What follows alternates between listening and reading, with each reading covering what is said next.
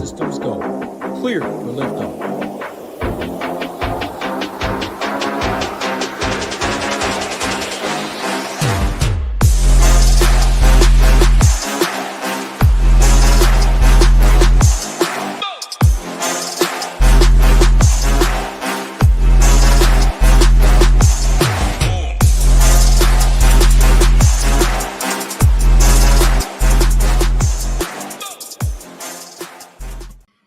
UFC 311, 14 fights, 2 title fights. Man, this is going to be a good one, Big Marley. Look at this, top to bottom.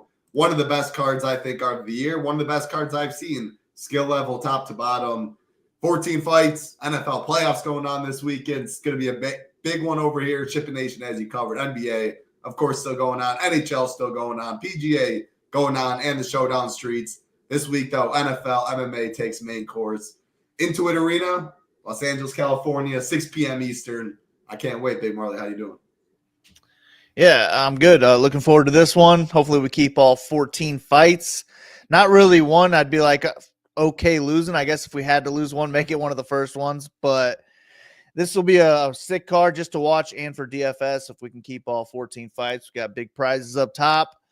2 title fights like you mentioned. We got that Jamal Hill Jiri fight. It's going to be a banger. I can't wait for it. And hopefully we have somebody at least listening to this, if not one of us, that ships it. Absolutely. Big boy money up top for an NFL slate for sure. With NFL going on, pay-per-view, it is a big one. 50K in the 555. I want to say 150, maybe 100. Let me look quick in the flagship. 100. 20 bucks, $25. 23,000 people, $25 though. So $500,000 prize pool. That's nice. So it's a little flatter than normal. $3 one is 40,000, 39 and some change. So I like that for sure. Hit that 40,000 mark, 10,000 to first. Nice. Solid contest out there. What's going on, Nate D? Great. All we ask, like button, subscribe button helps us out a ton. A lot of people watch on playback. Again, you can still hit that like right away. Hit that subscribe right away. We appreciate it. Any comments? Always like looking down. Forgot who it was last week. Someone told us to do our homework on Klein. I shot him a message back. He was really cool about it, though. Klein did get the win, not a first-round submission, but always love seeing hot takes down there in the chat. I'm looking at it. Broad slate overview, Big Marley. 10 fights of the 14 are minus 200 and above. 5 of those 10 are minus 300 and above. So a lot of heavy favorites on this card. Only 2 mid-tier fights. The Jiri fight, which is definitely an interesting one, and the Kevin Holland fight. 2 of those fights are supposed to finish. Those are the only 2 mid-tier fights, though. Man, just like main event, though. Islam Arman, the 2 best lightweights in the world, in my opinion. Skill level for skill level, like that's insane. I think Umar finally getting his chance. Like I don't see him giving it up anytime soon. So that's a little sneak peek of my thoughts. But yeah, just initial thoughts, game theory wise, with a lot of these big favorites. DFS wise, are you stacking it all? Any thoughts on ownership? We have nobody projected above 50%. I think it's a great card. But initial thoughts before we go fight by fight. Yeah, no, I'm not sure what I'm going to do yet from DFS standpoint. I've got a shell that I've made for that like Iron Man pay-per-view that they sent out. So I got that in there, but I haven't figured it out because I put that one in. I was like, oh, I don't even feel good about this. I feel like there's so many ways I could have built this lineup. So I don't know. It might be a 150 card. Last week I didn't know what I was going to do either. Ended up being a 1 lineup card. So I don't know. It'll be somewhere from 1 to 150. Who knows? Yeah, I like it. Overview. Really, it's just these title fights. You got to go heavy on those. I do think that the Hill and Jiri fight probably puts up a big score where you kind of have to go heavy on that one too. So it's like those main 3 fights. You kind of got to donate to the pot and just hope that you hit the right combo with the winners. And then we can kind of mix in all the other fights, but those are the 3 you kind of have to make it a point to target. If you're hand building lineups, you kind of have to start clicking on the ones you like there and then plugging in after that. But those 3 fights are going to be in the majority of my lineups. So are you making rules like 2 of those 3? Are you making a rule? I'm not going to make a rule, but I'll have all of them projected, like definitely more points per dollar than anyone around them. That makes sense. More. Yeah, and I use our projections over here when I throw them in and build, and naturally I will definitely, like, our projections will have the 5-round fights. They almost always do, especially a Marab fight. Both of these, a lot of wrestling. That was another broad slate overview I'll get to in a sec, but we'll naturally have them projected higher, but I won't be forcing any fight on this card. I think there's plenty of people in the upper tier that, I mean, broad slate overview, why I think we need 105 plus from these 9K range and maybe more. 3 takedowns, 4, 6, 6, 6, 4, 4, 3, 5, 3, 3. Like, this is insane. I don't think we've had this like this card of like heavy wrestlers that I can remember. A lot of Dagestanians, a couple of Habib's boys obviously comes into play, and more fights are expected to finish. So I think we're going to see a massive score on the winner this week. So let's go fight by fight like always. Yeah, what's going on? Nate D. Ricardo shipped yesterday or last week, 10K or 15K. Small stakes or high stakes, small field stuff. Ricardo in there crushing. Shout out to you. G Kiker wins a lot. Appreciate all of you hanging out. All right, fight by fight, bottom to top like always. We are showing off the stone. Let me unclick that. Tagir Ulanbekov, talk about one of Habib's boys taking on Clayton Carpenter, minus 300 Ulanbekov, plus 250 is Clayton Carpenter, plus 225 for Ulanbekov inside the distance, plus 850 Clayton Carpenter. Right away, I see two-star, not very good. I agree. I think this is a low ownership fight, but still not one I'm really excited about too much. But, I mean, Ulanbekov still 3.71 takedowns per 15 coming off 120 piece. That just shows the upside on this slate. It is tough making fades, but yeah, break this one down. Yeah, this is one I feel like you only get to Ulanbekov if you're trying to be different, ship solo, because I would much rather go to those title fights, an Umar or an Islam, because if all 3 win, Ulanbekov's probably putting up the least amount of points of the 3. But I mean, fight-wise, I think it's they're both guys are well-rounded, and I would say they're primarily grapplers.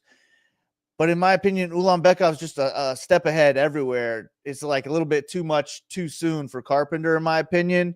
I think Carpenter's pretty good. He is live in this matchup.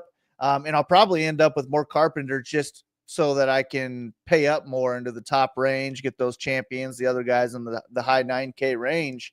But I don't feel good about Carpenter even getting his hand raised. I feel like Ulanbekov is going to do enough, whether it be through striking or wrestling, to win at least 2 rounds. He possibly could win all 3. But $8,900 is a high price tag when you got all these other big scorers on the slate. He had 120 in his last fight against Durden. That's great. But I just don't see that happening again. I think it's a slim chance for that to happen again. But give me Ulanbekov to win, probably score right around that 10x range is what I'm thinking, and just not making it on the optimal lineup. I will be underweight to Ulanbekov. I'm not going to click on him much. With hand builds, I'll probably fade him. But with 20 or more, I'll mix them in just to get a little bit different. And then Carpenter's just going to be one of those guys. He fits into lineups, and I'm fine with it just if I like the rest of it, because I do want to get, a lot of Islam, a lot of Almeida, a lot of Nakamura. So I'm going to be mixing in a lot of the scrubs in order to get up there. So he'll be one of them, but I'm not going to be too much overweight. Yeah, Carpenter is my preferred side. Even though I'm picking Tagir, I agree with everything you said. Just because of the salary-based game, like 1,600 savings, I like all those guys. There's so many of those guys up top. I don't like too many of these dogs down below. Like plus 250 isn't bad money line relative to this slate talking underdogs. I mean, Carpenter has some wrestling. He's got okay striking, as we can see right here. If the wrestling somehow negates itself, maybe a little more volume for Carpenter, a close decision. I mean, not the craziest thing on this slate. I don't like his upside by any means. A lot of these other dogs, if they win, I do think have more upside, since it's hard to see Clayton Carpenter out wrestling Tagir. But I'm not playing dogs for upside this week. Like, I'll take 70, 75 for cheapies with what the upper tier gives me and just with how many big favorites there are. So still don't love this fight. I don't love Tagir. I don't like Clayton Carpenter. I'll definitely be underweight. And that's how you see it too. 2-star right here. Nobody else. No 1-stars on there. Just a couple 2-stars littered in. So one of Big Marley's least favorite fights. And I agree. What's going on, Rio? 2 more sleeps. Oh, yeah, going to be some fun. Bernardo Sopai taking on Ricky Tercios. Minus 250 Sopai. Plus 210 is Ricky Tercios. Plus 145 for this fight to finish. Sopai plus 195. Tercios plus 575 inside the distance. This fight was supposed to take place on November 9th. Both fighters did make weight. Tercios then pulled out due to medical reasons, or had to pull out due to medical reasons. I guess, does that do anything for you? The odds pretty much are the same as before. It was a while ago, so like nothing really means anything there. I already wrote up the fight though. I did like Sopai, but my preferred side now is Ricky Tercios. Just literally what I said about the last fight. We need dogs on this card. The upper tier is loaded. I mean, look at the price. 9,300 Sopai, 92 Umar, 94 Islam. Sandwich right in between them. And again, I think you can poke holes in some of Islam and Umar, but it's no doubt those guys have clearly more upside with an extra 10 minutes to work. Tercios, though, I just have to play him. And the fight's expected to go the distance. 4.63 significant strikes, not bad. Like, he's always doing something. At least most fights he is. I'll be playing some Tercios for sure. Sopai, I'm curious on your thoughts. Yeah, I look at this fight almost exactly like that last one where I think Sopai gets the win. He's the better wrestler. He can put up a big score if he's going to look to wrestle heavily because Tercios will accept takedowns. He'll spend time on his back. It's just that he's $9,300, and I would rather get all the people priced around him. So I'm just not going to be able to afford a lot of Sopai. And then on the other end, I'm fine with Tercios because he's somewhat live in this matchup. He's an awkward fighter. He fights with a high pace on the feet. If he can stuff takedowns, I could see him winning the fight. And if Tercios wins, I think he is going to put up a big score. He's put up big scores in his 120 and 114 in his 2 wins so far. I mean, he's just loading up on strikes.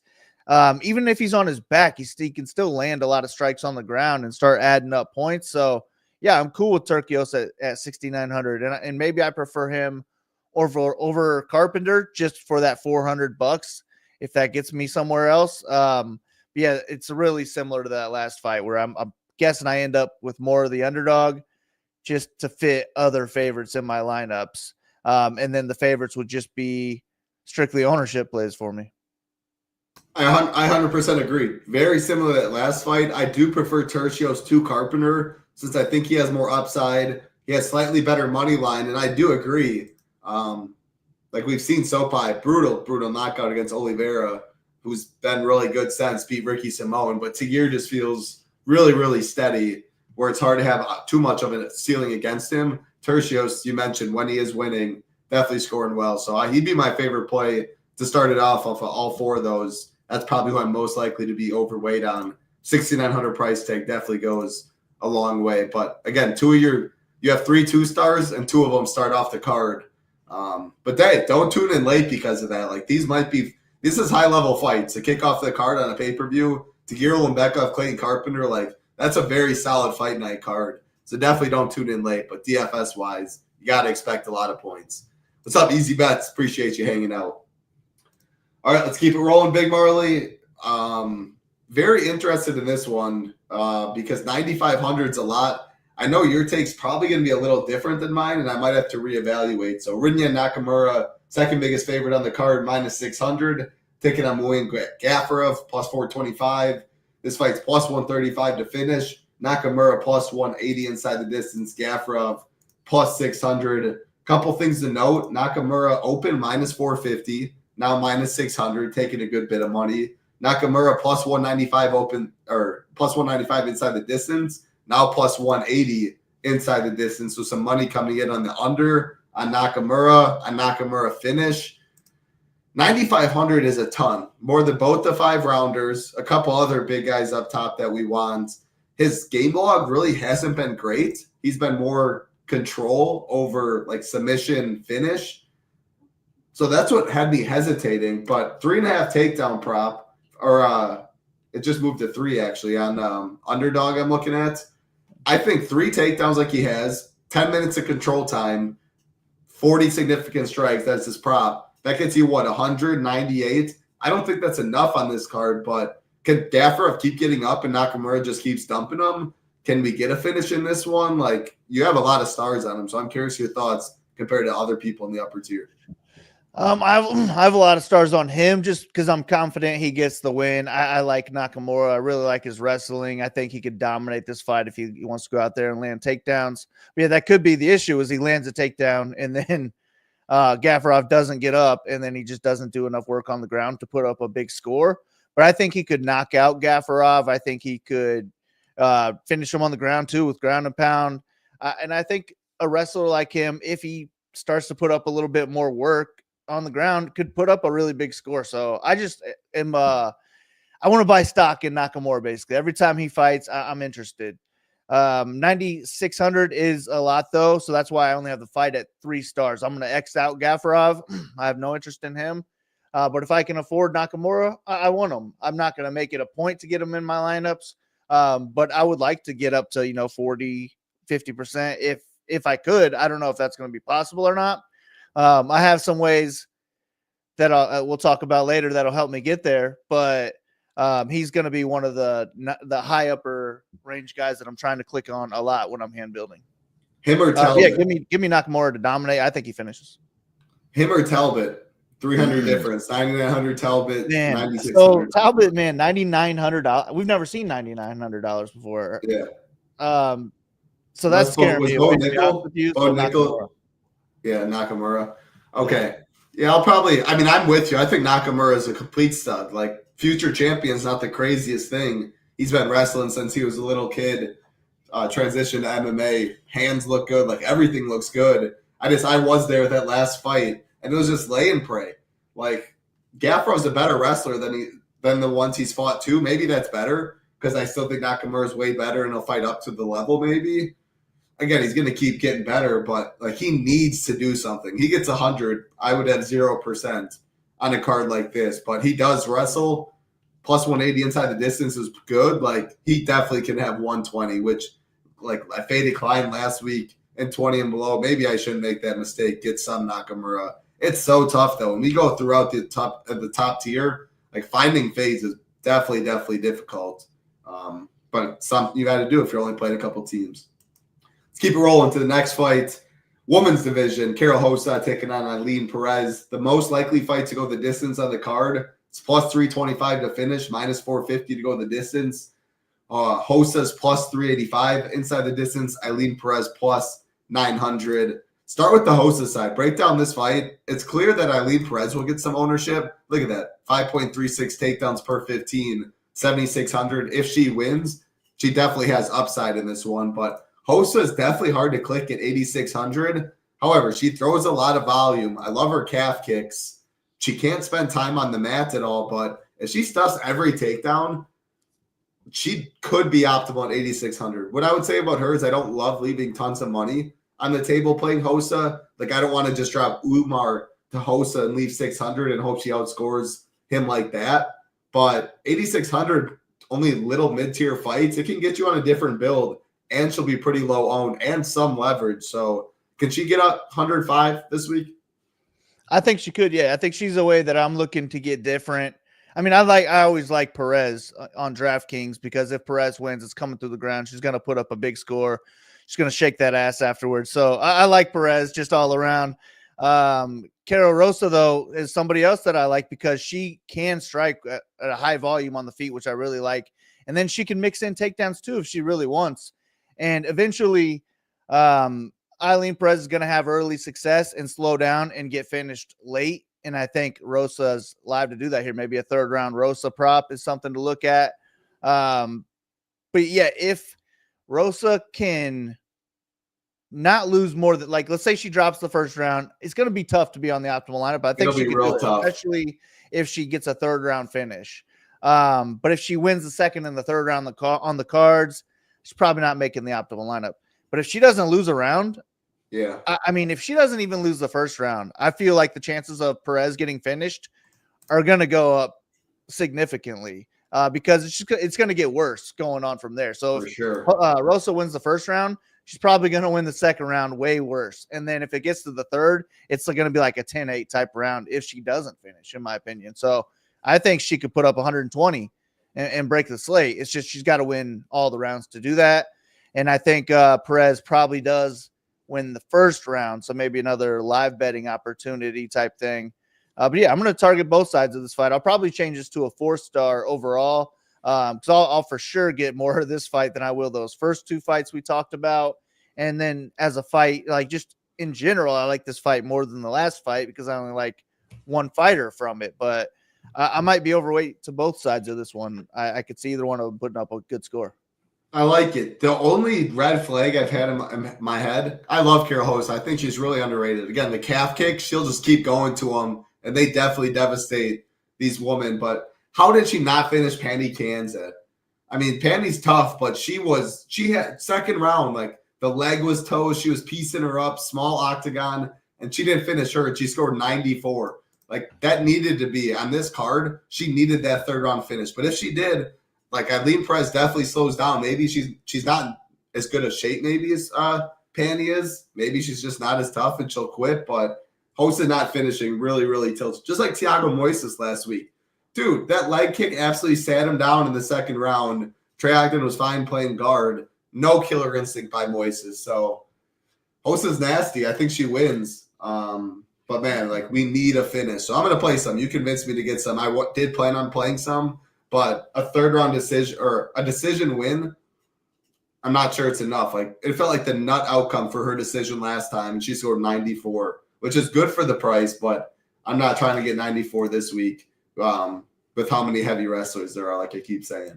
All right, let's keep it rolling to the next fight. Again, like button, subscribe button. Helps us out a ton. Speaking heavy wrestler, Grant Dawson, minus 236, taking on Carlos Ferrera, plus 201, minus 115 for this fight to finish. Grant Dawson, plus 160. Diego Ferrera, plus 385. Sign me up for this fight all day long. Real life, DFS. Grant Dawson, what is he? Heavy wrestler, 3.65 significant strike or takedowns per 15. What am I talking? Pretty much the same significant strikes. More takedowns than strikes, which shows how wrestling, grappling heavy he is. 9K. So a little cheaper than Umar, a little cheaper than Islam, but pretty close pricely to him. Diego Ferrera, a live dog, no doubt about that, has taken money since open. Dawson, minus 325 open, now minus 235.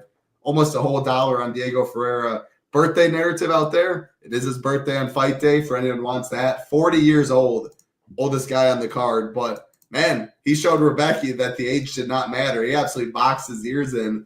Diego looks nice. Like, he'll get taken down. He'll get back up. That's what you want in a fight like this, though. So give me Dawson as a guy that could get maybe 7 takedowns. Good inside the distance prop, only gets better. Give me Ferrera as a dog. If he wins, he can put up a big score. So I like this fight. What about you? Yeah, I agree. I'm changing it to a 4 right now. Because, yeah, Dawson, every time out, he's just going to put up a high pace. He's going to look for a lot of takedowns, spend as much time on the ground as he can, and he usually puts up a big score when he gets the job done. We got 114, 108, 90, 103, 123. 89 is his lowest. And at 9K, that's a pretty solid floor. I'm cool with that. And I would say that Diego's like one of his biggest weaknesses is being taken down. I mean, he's dangerous on the ground, but not so much off his back. I don't see him like putting up triangle on Dawson here. I think if he's on his back, he's losing. But for Diego could win this fight on the feet. I think he's the better overall striker. Dawson's live to win a striking match just based on his pace alone, like kind of like a Marab striking, where if he could just keep moving the entire time and just win based on doubling him up on strikes type of thing. I think Diego might be a little bit too good for that, where if this fight's on the feet, I expect Diego to be winning. Yeah. And Diego could land his own takedowns too. So I'm cool with both sides of this fight. I like Diego as a live dog who I would expect to score decent. If he wins, he could finish really in any round. And then if Dawson wins, I expect 89 or more. And we'll probably need more than 89. But if he puts up one of these 100 pluses at 9K, he won't be super owned. I think he's live. So, yeah, I'll be targeting both sides of this fight. And maybe it's another thing where it's just Diego ends up in more lineups so I can get up to that upper range. But I really don't care who I have more ownership on in this one. Yeah, and I will be leaving lineups. Like sometimes I force leaving like 100, 200 on the table. I'll be zeroing out lineups. I think there's enough ways to get different like I might have a team. I don't know for sure, but that would fade both main events. If you zero out a Grant Dawson, that doesn't allow you to get to Umar or Islam, and you do assume they win. But Grant Dawson can put up 120. Like, he can outscore them in a vacuum. We'll touch on this fight later, but it's a rematch. Islam scored 73. It was only a 3-round fight, but even if you rattle off 2 more rounds, like, Grant Dawson could outscore Islam straight up. He's put up let's see what his highest is. 114 last time out, 123 shortly or before that, 108. Like, all those could outscore him, or again, 200 cheaper, 400 cheaper. If he is your highest price guy and you zero it out, that is a way you can get different too. So I definitely will be playing Grant Dawson. Ferrera, live dog. People will play him a little bit. Ownership down there outside of Merab for sure. And then Sarukian will definitely get some ownership. All those other people, I'm not really worried about it. If you think they win, they're going to low own pivot in your lineup. Diego Ferreira will be one that I'll be using. Really curious to hear your thoughts on this fight. Very rare do you get an $8,800 fighter, but that's what we have here. Asmat Beckov taking on Zach Reese. Beckov stepping in for Cedric Dumas. So Reese was the favorite, minus 250, I believe, around there, over Dumas. Now Beckov, when he took this fight 5 days notice, minus 250 favorite he opened. Definitely a lot of respect. Now it's minus 192. The only prop I've seen, though, I've looked all week, is under 1.5, which is plus 150. If you see any props, individual props, anything, let me know. I mean, I want to know what it is, but this is saying they expect it to go over 1.5 rounds. Probably it'd be favored for round 3 to start. If round 3 to start's favored, I mean, I don't love the Reese side. Like, Reese feels KO or busting early, and he's the dog. It's really tough to click that button. But I do think a first-round knockout is better than 4% chance, and that is the ownership we have. So if you're playing 150, I'm not saying X him. Really hard to click in anywhere else, though. But Beckov, it looks like wrestler versus striker. A minus 190 favorite, probably pretty low owned, who will be wrestling heavy is my thought. Can we get to some Beckov? Like, what are you doing in this one? I really wanted your thoughts. Yeah, I'm not sure on this one. I didn't even get – I've been busy, so I haven't had a chance to really watch. What's his name? Beckov? Yeah, Beckov. I watched this fight with Dylan Budka, man, and Budka sucks ass, dude. And this guy got a split decision win over him, and I was not impressed.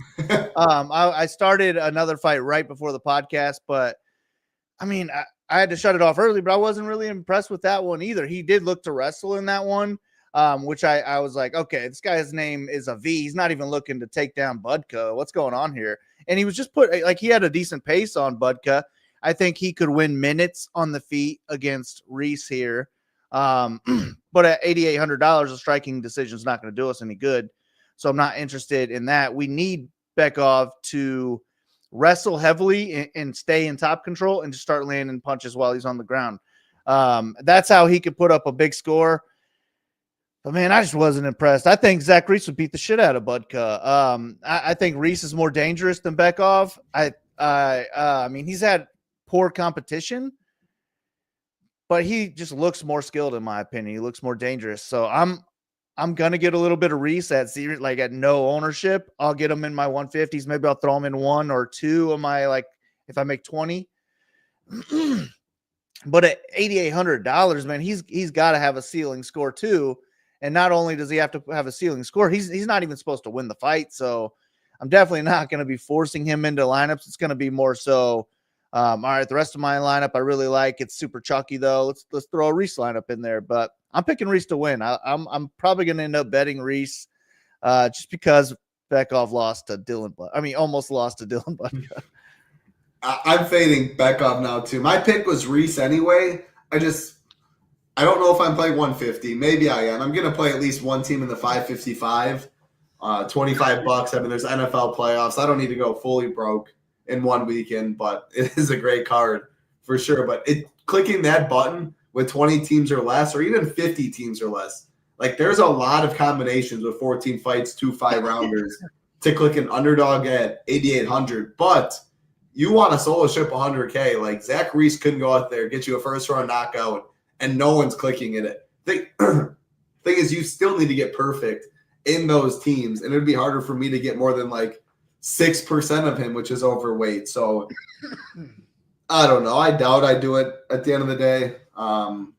But you almost talked me into like liking that side more than Beckov, which I initially didn't. But now I'm just fading in general, I think, and I'm getting some of that ownership to Nakamura. Obviously different prices, but I am in a place of Nakamura now. Both 8,800. I think I'll just hope it busts. Another thing I want to mention, Underdog, I've been starting to look at their takedown props more because that's pretty much the only spot I know that offers it. 1.5 takedowns only for Beckov. Like, no, thank you. If that's the takedown prop, like that is not 28 significant strikes. That is awful prop. So just I almost didn't even put 6 total stars on the 2 fighters. I almost went 2-star on both of them for the first time, but I was like, nah, I don't want to do that. Yeah, I'll probably end up Xing out Beckov, just to be honest with you, especially with over 1.5 being favored.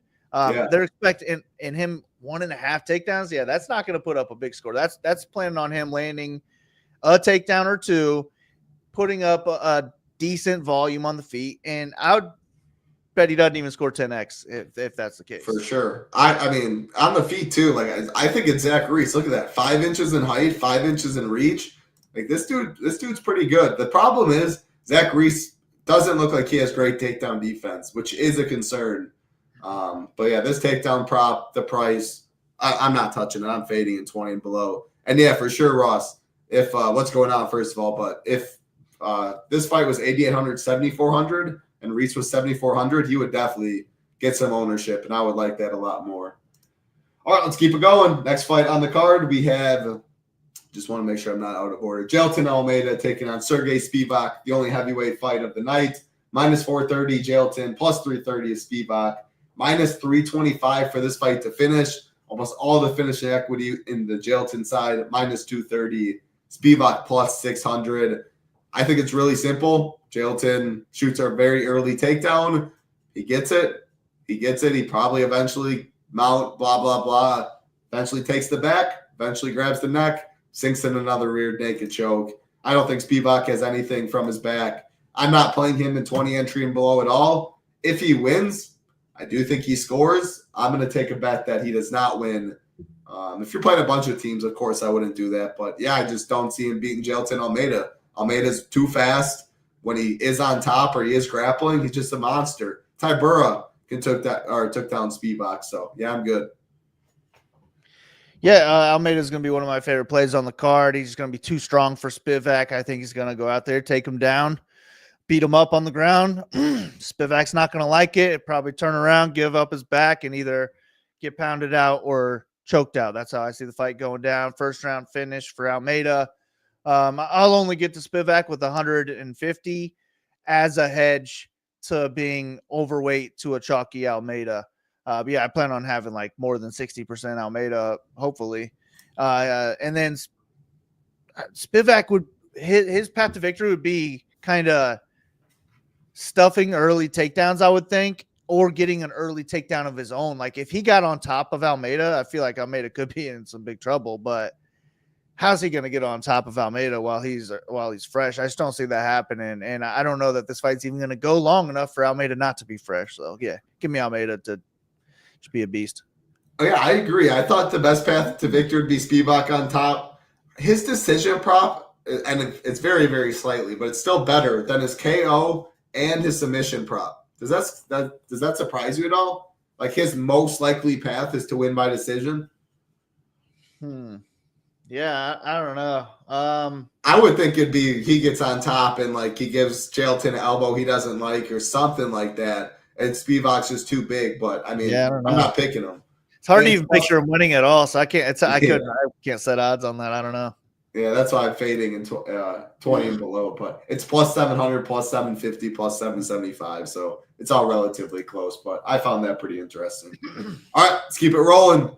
Halfway in the card, and we get the biggest favorite, minus 1,100, Peyton Talbot, also the highest price we've ever seen, 9,900, taking on Raoni Barcelos, plus 725 on the way back, minus 285 for this fight to finish. Talbot minus 240 inside the distance, Barcelos plus 775. I have Talbot as underweight. I just don't know how I can jam them in on a card, like get overweight on a card. I don't like many dogs. When you do play Talbot, it feels very likely that you'll have at least one of Merab or Armin. It's still going to be low enough owned, but then it feels like you'll have one of the Jamal Hiller Yuri fight, maybe one of Holland to Ritter. Like it still feels like it gets you in a pretty narrow build, and he is way up there without wrestling upside. Feels like a minute or bust, kind of. I mean, he has good volume. He can definitely do it in a minute. He did last fight, but yeah, he is way up there on a slate where we have a lot of other fighters for cheaper with similar upside just due to wrestling, even in a decision. Yeah, value is not great on this one. I'm not fading him, but it is tough for me to get to that 9,900 price tag. So what do you see? Yeah, just 9,900 scaring me away. Barcelos, really good, talented fighter, good everywhere. A couple years ago, I thought he was a title contender, but now he's clearly fallen off. And Talbot is the guy that the UFC is trying to showcase. Talbot, he looks amazing. I was saying, I think in his first fight that I've heard a lot of people say this kid's a future champion, but I don't see it. Now I can see it. I see it. I paid a lot of money on him against Cameron Simon. Shout out Clint. He tweeted it too, and then I was like, yeah, I gotta hop on. But his contender series fight was, he dominated. That was so impressive. That's why I'm so impressed. That fight. Yeah. But yeah, it's just $9,900. He has to have a ceiling performance. Even if he does, he could get outscored by other people. So probably only get him in like my Arman and Merab lineups, but that's when everyone else is getting to him too. So I'm not getting different from the field. So I don't know. I'm trying to get more of Almeida. That's why I like Nakamura too. Let me even save that money and put Nakamura. That can get me different. So I don't know what I'm going to do with Talbot, to be honest with you. I'm fine with anywhere from 10 to 60%. If I could afford 60%, I'd be okay with that. But I just don't think he's going to score 130 points again and pay enough to pay off a $9,900 price tag. But he should win. He probably finishes him. I think he gets a knockout. Yeah. I mean, we could get a Jacoby Smith performance of last week. What did he finish with? 105? He got a knockout in a minute 13 seconds. Great performance. You did everything you could. Fortunately, you missed the 1 minute bonus, which means so much by 13 seconds. As someone that wins a heavy wrestling based or scramble based decision, they outscore you. There's so much variance in DFS. Part of the variance is scoring. You got to get lucky. Judges, you got to be on the right side sometimes. I mean, a lot of variance in this sport, but you got to embrace the variance for sure. The last thing I'll say, just Talbot can't be that high owned. My guess is low 20s. Still, I don't even know if I'll have low 20s. It's really hard to click that 9,900 price tag, especially with two big favorites, Islam 94, Umar 92, with all the wrestling upside there. So yeah, upper tier is absolutely stacked. I started his ownership right around 20, but then the minus 1,200. It's like people just give it a free win. Let me take my points and move on. They're not really thinking, let me win first out of 30,000 people. There's let me get as many points as I can. Here's 110. I'll take that free. So I feel like he's just going to naturally end up a little higher than I would think he should, but I could be wrong. No, that may make sense because Merab is a very easy click for people. Very easy. Just look at the game log, his price tag. I'm not sure Armin's as easy for people. Islam just doesn't lose. Definitely going to get ownership, but yeah, I think the Peyton Talbot of his, just say he's 25% owned, I think probably over half would be with Merab. So just something to note there. Yeah. All right, let's keep it rolling. Next fight on the card. All these fights are so good. Look at this fight. We have minus 325, minus 200, minus 145, minus 275. Both title fights, actually, the ones favored to go the distance, and those will be good. So, this is going to be good.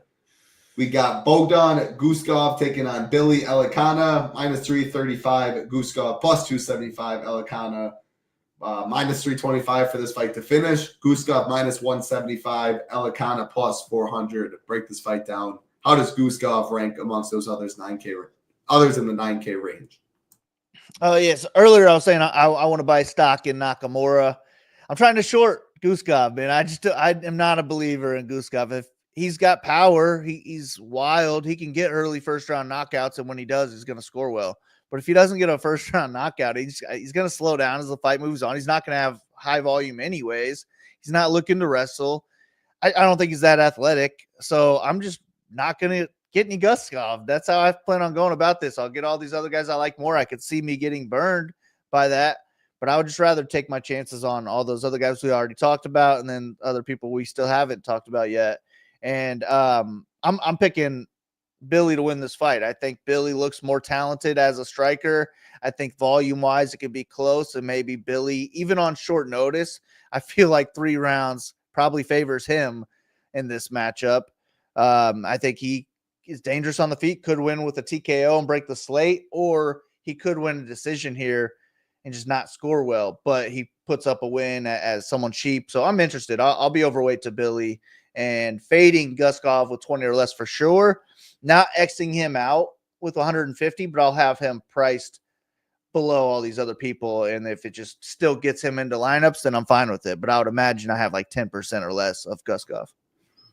I like the take. I love the take. I mean, he did. The problem I keep coming back to is Ryan Spann better than Elana? Like, I want to say yes. Probably.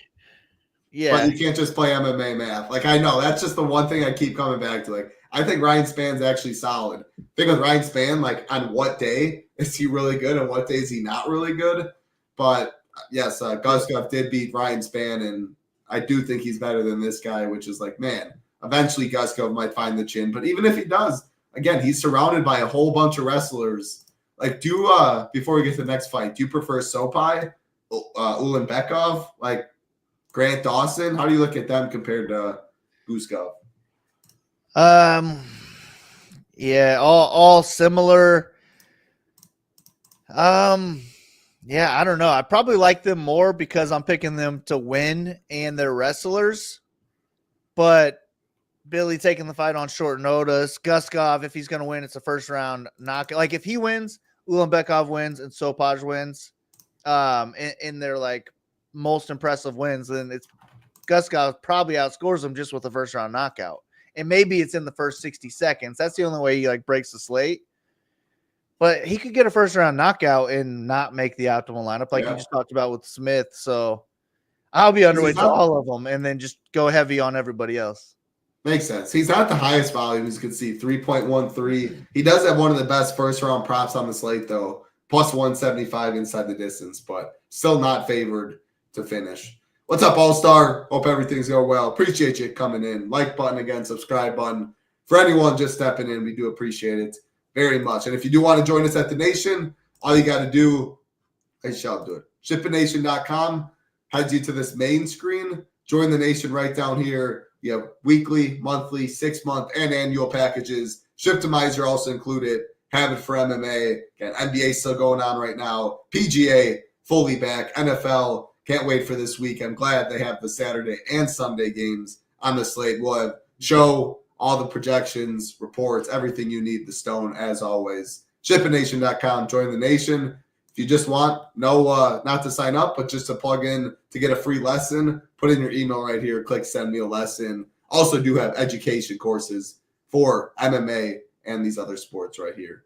Let's go back. MMA The Stone. Everything will be up tomorrow. Projections, ownership, fight rankings, everything as always. Couple fights left. Can't wait. Again, these next two supposed to finish. Kevin Holland, or next three, excuse me. Kevin Holland, Reiner de Ritter, the closest price line fight on the card. Minus 16 right now is de Ritter on Bet Online. Minus 104 is Kevin Holland. Minus 200 for this fight to finish. Holland plus 130, de Ritter plus 225. Seems like a great fight to target. Feels very striker versus wrestler grappler to me. De Ritter was getting outstruck by GM3. Eye test wise, I think this should be Kevin Holland all day. Both of their lives are on the line. They're in a street fight. You need to win this. You need to win this fight. Kevin Holland.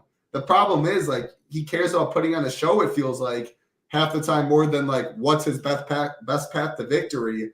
If he thinks he can, like, play it cool on trying to stuff a takedown or, like, throw up guard and stuff, he could get dominated very easily. If he, to the life of him, had to stay on his feet or get up, etc. I mean, how Ritter looked against GM3 was not good. The problem is, with all that being said, I'm picking Ritter because it's so hard for me to bet on Holland. And I do prefer Ritter in DFS because when he hits that full ceiling, it feels like it's multiple takedowns, submission upside, control time. Like, he has all the ground upside. It's easier to score on the ground than the feet. But man, I mean, Kevin Holland is a better inside the distance prop, plus 130 versus plus 225. Clear striking advantage. I don't know. I'm really curious to hear your take on this one. Good fight, though. And then do you like this fight or the Hill Yuri fight in the mid-tier? Hill Yuri for sure. But on this one, I have more of a side. I'm going to be overweight on the Ritter side, and I'm guessing underweight to Holland. I think my ownership's probably off on I'm going to adjust this fight because I just feel like the fight as a whole should be more owned than I have it. But I ended up where I was just because of everybody else on this damn card. It's kind of it's hard to get there. I feel like even though it's in the mid range, it's more of a stars scrubs type of card. It feels like. But Holland, yeah, he's the better striker in this one. He's good on the ground too, but Ritter's the one who I think should have the grappling matchup, and the grappling edge in this matchup. And Holland's a guy who will kind of accept takedowns, and he can get back to his feet or get reversals, but that could just lead to more takedowns. And he's also fine spending time on his back. I mean, how much time did Vettori spend just on top of Holland? It was like 20 minutes. Yeah, that's 20 minutes. It was a different weight class. Similar. Yeah, for sure. Yeah, true.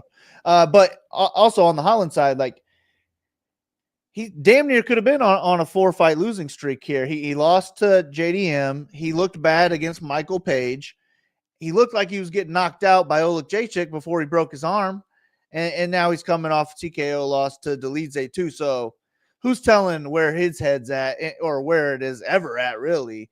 But I'm just going to be more so on the Ritter side. I expected him to be a small favorite, like a minus 150, minus 160 type of favorite in this one. So I'll be overweight there. I think he does put up a pretty decent score at $7,900 too. So I like him. If Holland wins, he's going to have to mix in some reversals or takedowns too, in my opinion. I don't think a striking match will be enough for him as a favorite at 8,300 when there's other big time scorers on this card. So I'll be underweight to Holland, but not going to X him out because he is like, of course he's live in the matchup. It's a fucking pick 'em line, but I feel like he should be the underdog in this matchup. I feel like I should say that he is live because he should be the underdog, you know?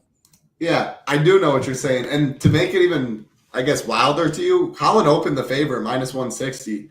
Ritter plus 140 and has kept getting money. Yeah. I agree. I really do think it was just Ritter looked that bad to me.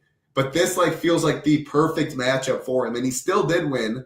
DN3 was just completely gassed.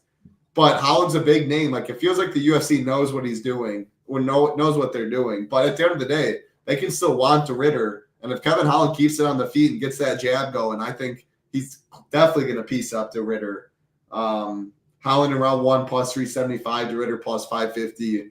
I'm on the Ritter side too, mainly just because when he does get there, the full ceiling, it is a lot bigger than Holland's, it does feel like. And the 400 savings definitely does help as well. I do think Ritter, though, comes in decently popular on this slate, and Holland a decent bit lower owned and is the leverage. Let's keep it rolling. 4 fights left. Another banger right here. Closely lined as well. Renato Moicano taking on Beneil Dariush. Minus 155 Moicano. Plus 135 Dariush. Minus 140 for this fight to finish. Moicano plus 165 inside the distance. Dariush plus 265. Take this fight away.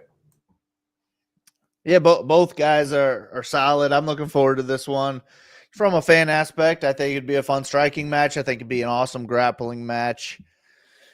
But I mean, I'm a Moicano guy. I love Moicano. I think he is the better point fighter on the feet. I think he is, I want to say more durable, but there was a time in his career where durability was an issue. So I don't really know. Both of them have been knocked out plenty for sure. Yeah. And then I just think he's a little little slicker on the ground too. So I do favor Moicano. And when I looked at this fight, he was like minus 245 or something like that. Now he's minus 162. I mean, I like that line a lot better. Like if I was going to bet him, of course, but that also makes me like Dariush too. Dariush is good everywhere. It wouldn't shock me to see him win by any method in this fight. And he's cheap. He could put up a big score. So I like Dariush. I'm fine with either side of this fight. And Moicano could be one of those that we've already talked about. He's just up in that range where I like everybody else. I could end up underweight for that reason. And then the Dariush live dog could put up a big score, gets me up to all the guys that I want to get to. So it just makes sense. I originally liked Moicano more, but this line movement, I'm kind of taking that out of your book. Maybe that makes me like Dariush a little bit more. I don't know what the hell I'm going to do with this one, but I think it's going to be a fun fight. Yeah, there's been a lot of line movement. Open minus 210, but like January 6th, it was still minus 215. A lot of this week, January 10th, less than a week ago, was minus 230. Slowly but surely, money's been on Dariush, which does make me prefer Dariush with the 1,200 savings as a very live dog who's going to get some ownership. But like Merab, Armin, these guys have to get a lot of ownership, so it has to be in check. But it also does make me like Moicano a lot because, I mean, I just like Moicano a lot, period, like you're saying. And he's really dangerous. Like 1.87 takedowns per 15, a good grappler. He does have power. Both guys have been knocked out in over half of their fights. So, like, this fight's minus 140 to finish, too. It did open minus 170, now minus 140, which I don't love. But Moicano has to be low owned at 8,700 as this small of a money line. Both guys have a solid inside their distance prop for the price. Dariush is really easy to make a case for at 7,500. Moicano at that price, I'll overspend for him. And, like, I prefer him to Karol Hosa in terms of a ceiling. What would you say? $100 price difference. Karol Hosa, actually. Hosa, yeah. I think like if they both put up for sure the highest score they can, I think Hosa. Yeah. I mean, the highest score maybe because, I mean, she really could beat him down. But Moicano, let me see. He scored 108, 115, 97, 95, 97, 126, 122, 115. Yeah, he's got some scores in there. Again, I don't love leaving 500 plus for Umar, 700 for Islam. Like, I don't think you need to on this card. You can leave 100, 200 or whatever in a Moicano lineup. So, yeah, I think at his ownership, some leverage from Dariush too. I'm going to have a good amount of that fight. Any final thoughts? Yeah, I'd say I'm also on the Hosa side of that argument because of, like, there's nowhere that Moicano is a lot better than Dariush. No. Like, Dariush is great everywhere. Whereas Hosa should kick the shit out of Perez on the feet, especially in the later rounds. She should have a big edge, where I just don't see that being the case for Moicano anywhere. I just think he is maybe a little better everywhere.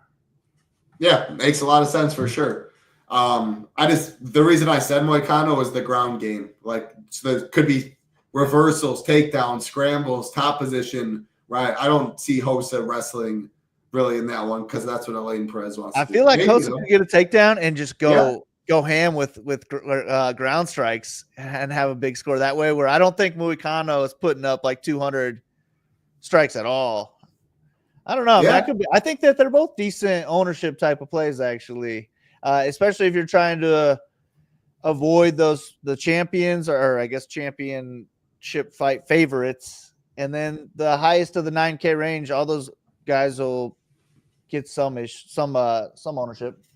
Oh, yeah, for sure. Those two will be pretty low on, though, in a range that you just can't get too much. I like them. We both made a case for them. And Hosa does have, 200-plus significant strikes type stuff upside, though. I like it. 3 fights left. Man, this fight, absolutely insane. Again, one of the 2 fights in the mid-tier. Big Marley already hinted how much he likes it. All 3 fights to end, 5 stars for Big Marley. Sweet Dreams, Jamal Hill, minus 140, taking on Yuri Prochazka. Plus 120, minus 275 for this fight to finish. Yuri plus 130 inside the distance. Hill plus 165. This fight opened minus 130. Hill got all the way to plus 110. Jamal Hill. Slowly but surely, or the odds stayed there this week. Decent sized bet, it looks like a week ago on Jamal Hill. And then from there, minus 105 January 2nd. minus 116, got down to minus 113 a couple days ago. Now a decent amount of money on Jamal Hill. For me to keep it short and sweet, I have no clue. I think these two are going to stand and bang. At the end of the day, a little bias on my side. I'm a big Jamal Hill guy in the fact of I just think he has something in those hands where when he touches you, guys do go down. Man, Yuri's an absolute monster though. Like I totally get it. I'm at these odds, it feels a lot more pick-em-ish. I picked Jamal Hill when it was minus 110 apiece. Touch him up university. Like he's got some paws on him. I think he knocks out Yuri at some point. But at these odds, and if it leads to ownership gap, Yuri might be the right play. I don't know. What are your thoughts on it? Hill for me, but it's a really good fight. I'm surprised it's even this wide. Yeah, I did the fight too when it was 110 apiece, and I said I don't even have a lean in the fight. My lean is that someone's getting knocked out. So for DFS purposes, I think that's going to be a good thing. As a mid-range, I think it's probably a first-round knockout, in my opinion. I mean, it could be second round. Second round could definitely get us there, but a first-round knockout from either guy, I think you're on the optimal lineup. So I'm going to target it heavily on both sides. I picked Hill as my winner, but if I looked at it now, that plus money would have had me pick Yuri. Either way, just plus next to either side would have had me pick that person. But I picked Hill just because he's the more athletic striker, the higher volume guy. Yuri more powerful, more awkward, but just I say it every time. He's just defensively irresponsible, and Hill is a guy who can just throw straight punches and really go against that and make him pay for it. So Hill's going to be my pick. I'll have more of him. The line movement for DFS purposes does make me like him a little bit more.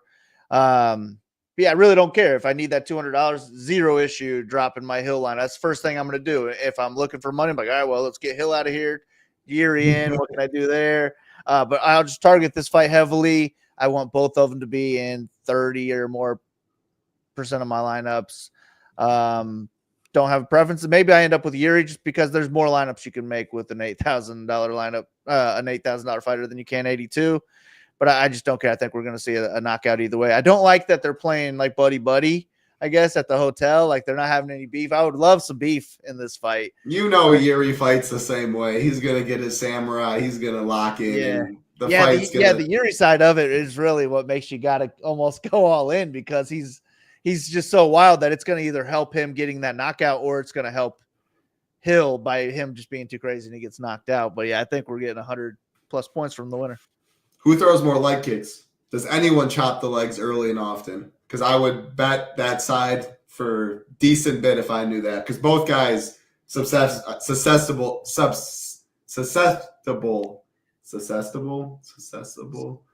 you know what I'm trying to say. I wouldn't even try and say. Yeah, I know. I think there's aptable in there too. But yeah, which guy's gonna throw more leg kicks, if any, will be a factor.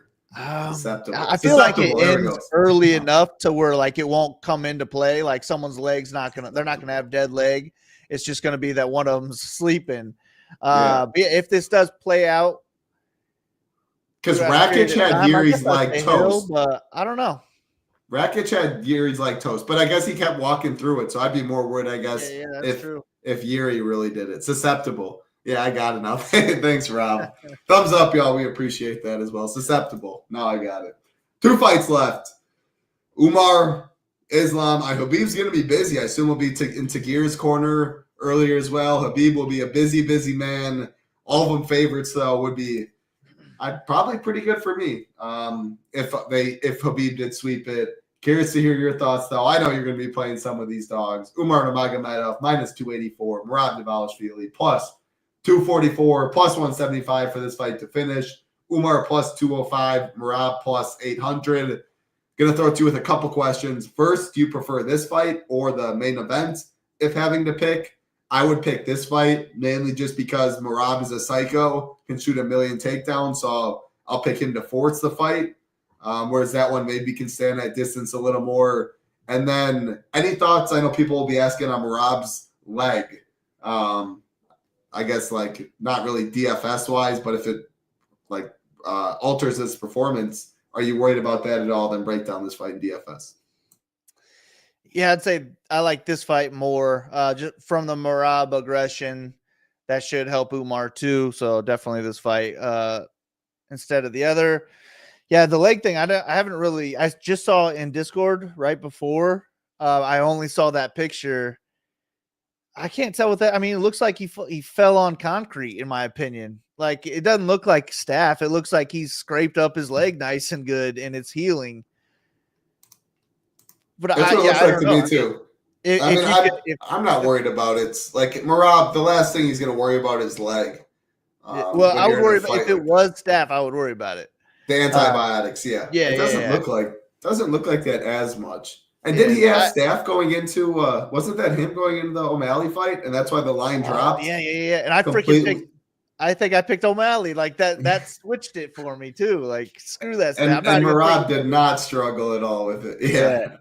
But I'm picking Merab here. I think that the line is disrespectful.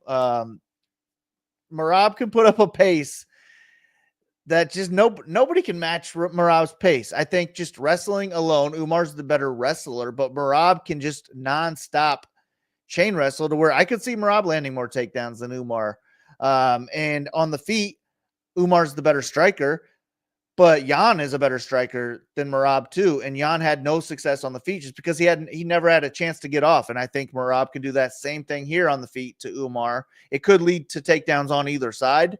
But in my opinion, the line is disrespectful. So give me the underdog. If Merab wins, he's going to blow 7K out of the water for sure. He could put up 120. So, yeah, I'm going to have a lot of Merab. He's my favorite underdog on the card. I'll have the most of him. But I'm picking Sarukian too. So I'll have a lot of both of them. Wow, I love it. I'm hoping for a bad night for Khabib. Yeah, I'm not.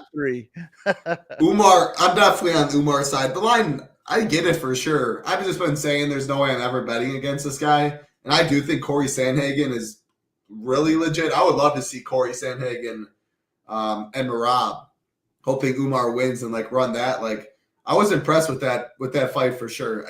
You're totally right though. Like, at the end of the day, nobody knows the Nurmagomedov, all this. No one knows what it feels like to stuff 50 takedowns or have a guy literally running you. Like, the Peter Yan fight was absolutely insane. You can't draw up and like train, I guess, for a matchup like Merab.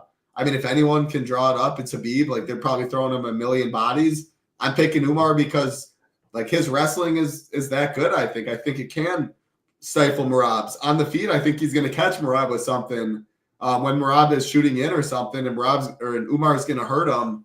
Both guys on underdog have takedown props at 2.5, which is interesting though. And that is why I'm saying, like, I'm not going to have 100% of this fight. At least I'm not going to force it. Because if I think Umar wins, that means he's stuffing Merab takedowns, keeping it at range. The fight is expected to go the distance. Umar winning a decision, and like, if he takes the back, can he control Merab? Maybe. Like, I think Umar has solid control. I do think this fight's optimal more than likely, but 2.5 takedown prop on both sides, expected to go decision with Umar's price tag. He scores 107. That might not be enough on a card like this. So that's the reason I'm not going all in. I'm definitely playing some Merab because when he does win, like, he's just going to break the slate for sure. But I'm on Umar's side as a pick. I will say the odds, I feel like, yeah, I mean, they've gone everywhere. Open minus 200, got all the way down to minus 340 in the beginning of this week. Now back to minus 284. So money coming in on the Merab side. And we're going to get to the next fight. Money has come in on Arman as well. Yeah, it was plus 315 a little while ago. Early this week, now plus 255. So, yeah, great fight. You're on Merab. Yeah, if he wins, he's definitely going to put up a big boy. What's going on, J-Mo? How we doing? Main event time, Big Marley. Last fight. Appreciate everyone watching. Big Marley, always appreciate your work. Love talking fights with you. Good luck this week in the NFL and and the MMA. All I will say is if I do have Islam and I need to ship, I will be hedging with Sarukian, assuming like I know he'll get whatever score he's going to get. I think you'd be pretty silly not to because, yeah, minus 330 is big for Islam. Sarukian, though, I think the two best right here, plus 255 on the way back, plus 120 for this fight to finish. Islam plus 170 inside the distance. Sarukian plus 550. Throw it to you right away. What makes you pick the underdog over what seems to be an beatable, but he is 26-1. He did get knocked out once, but man, has it been one hell of a run for Islam. How can Arman do it? It's the line again. Like if I'm just picking straight winners, I would have picked Umar over Merab. I think Umar wins more than 50% of the time. But I think on the Umar side, you're kind of paying like an extra 10% for the last name Nurmagomedov. And then on this one too, when I did it, Arman was a 23% underdog. Now he's 27%. I just think that's disrespectful. I think he has a better than 27% chance to beat Khabib. I just think Arman's the real deal. He fought Islam when he was like young, 23, 22 years old, something like that. Had a good performance as like someone that just got into the UFC with no real experience under his belt. And I think that's going to help him coming into this matchup too. I think he could beat Islam on the feet. I think he could knock out Islam, but I think he's going to land his own takedowns here. I think he lands more than I don't know what his prop is, but I would make it a 1.5, and I would maybe even take that too. So the lines would talk me into it. I think Islam wins more than 50% of the time, but minus 370, I just don't see any value there. I'd rather take the underdog. If Arman wins the fight, he should be on the optimal lineup. If Islam wins the fight, it's not a guaranteed thing. I think he's got a lot of people he's going to have to compete with. He could score 98 points, be a good score, but not at 9,400 with everybody else on this card. So I think it's that if there's a winner on either one of these fights, that makes it where it's not on the optimal, it's going to be one of the favorites. So that makes me like them less too for DFS purposes. But since I'm picking them both to lose, I'm just going to be underweight for those reasons. I'm going to go heavy on Almeida, heavy on Nakamura. Maybe that gets me to a little bit more Talbet. But I still, I want a good amount of Makhachev, a good amount of Umar because they're amazing wrestlers. They're probably putting up 100 plus points. They're supposed to win. They're supposed to dominate with these lines. I just think that the lines are inflated, and I'm probably going to bet. I already did bet both the other sides, actually. I might end up betting a little bit more on both underdogs here. Those are my two favorite plays. I like Reese as a possible play too. And then if I had to throw out a fourth bet, it's Ritter. Those are my top values on the card. I like it. If I had to bet a side on this one, it'd for sure be Arman. I like the Arman even more plus money than Merab. I think Arman's more likely to win. So I'll probably end up getting more Arman. The thing is, even if Arman wins, he's going to be optimal. It could be a 78-point optimal, 88-point optimal. Like, I do think this fight is fought at range a decent bit, or at least more than what people are expecting. Actually don't have any underdog doesn't have any props for Arman for takedowns. They do have 3.5 for Islam, which is interesting. The thing is, when Merab wins, like, you just need him. And if there's no underdogs that win going into the final two fights, I would want probably 100% Merab. Like, just what he does for an underdog. If there was a fight to stack, that would be the one. I'm not going to do it on this card. It doesn't sound like you're going to be fight stacking on the card, but Umar can win and Merab can still be optimal. And Umar could not be optimal. Like, that is possible with Merab fights there. You need, again, almost all underdogs to lose, a lot of big favorites to put up, or a lot of favorites to put up big scores, but it's not completely out of the realm of possibilities. Yeah, I think the line's definitely disrespectful for Arman. I think it's number 1 Islam, number 2 Arman, and it's going to be a great fight. And if they fought 10 times, 6 or 7 out of 10 is how I don't think Islam wins 8 out of 10. I think probably it'd be in the 7 range, and that still says the odds are a little disrespectful. Final thoughts, Big Marley. I know you gave it at the end, mainly underdogs late. In the 5-round fights, pick some of the other 9K range guys. But final thoughts, NFL predictions, if you want to give it. Final words for the people. No, I haven't even had a chance to dig into NFL yet, but looking forward to it. Glad we got both games on the slate. I think we're going to have some awesome games too. So that's going to be a good one. I'm looking forward to just getting this out of the way so I can dig into NFL, start making lineups on that. I think it's going to be fun to make those lineups, but shit, we got this great pay-per-view too. Man, I want to make 150 just because I feel like there's so many ways we can go on this card. $3, $450 max. Yeah, I might make 150 in the $3. Doubt I'll throw it all in the 25. Yeah. But yeah, that $3 is nice. Yeah, I don't know what the hell I'm going to do, but either way, good luck to you, man. Good luck to everybody listening. Let's ship it. Let's ship it is right. Big Marley gave out a couple of his favorite bets. I'll just leave you with one. It's not MMA, but Baltimore Ravens will take you to the next round. Money line is how I go about it. Good luck, everybody. Appreciate everyone hanging out. Like button, subscribe button on the way out. ShipItNation.com. No better time to join. Weekly, monthly, 6-month, annual. Do get in the Discord if you join. Shiptimizer also available for Big Marley. I'm Titletown. Be safe. Peace.